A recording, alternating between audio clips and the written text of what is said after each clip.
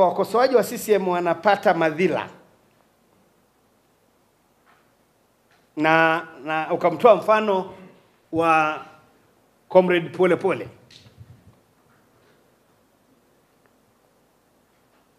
Nataka niwaambie, niliwaambia nimekuwa kwenye chama hiki kwa muda wa kutosha kidogo, sio muda mdogo. Na nimeshiriki kwenye vikao vya CCM kwa ngazi zote. Nimeshiriki kwenye kamati kuu, nimeingia kwenye halmashauri kuu ya taifa, nimeshiriki kwenye secretariat na ngazi ya mkoa, kamati zote, kamati ya siasa na halmashauri kuu na wilaya hivyo hivyo, na kata yangu na tawi langu. Lakini nimekuwa pia serikalini. Uhuru wa kutoa mawazo, maoni, kamwe haijawahi kuwa tatizo kwa CCM na serikali yake. Mimi mwenyewe ni mmoja wa wakosoaji wazuri tu.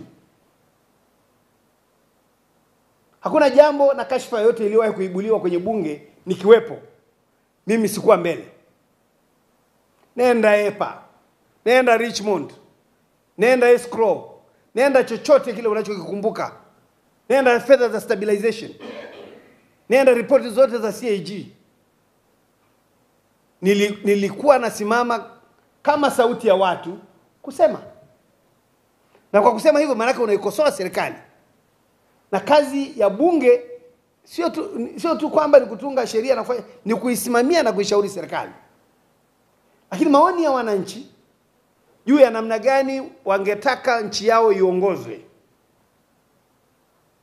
hajawahi kuwa tatizo. Na kwani Polepole kasema nini? Maana kwamba Polepole anayosemwa leo, haya anayosemwa kuhusu Polepole, si tunaviachia vyombo viseme.